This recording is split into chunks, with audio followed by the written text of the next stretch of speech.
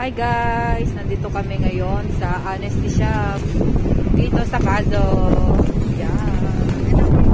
So meron dito 100 lang lahat ng gulay. 100 yun. Lahat ng gulay. So meron siyang labanos. Labanos. Yan. Meron labanos.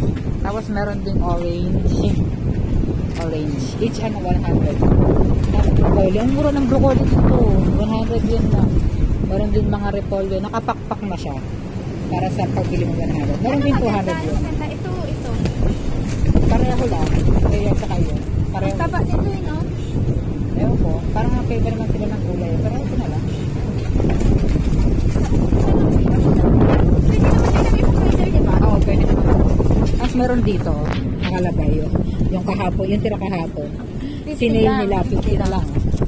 50 yen. Yung sale kahapon. Diba? At nag-sale pa nga. Ano to? Gulay din ate. Oh, ano?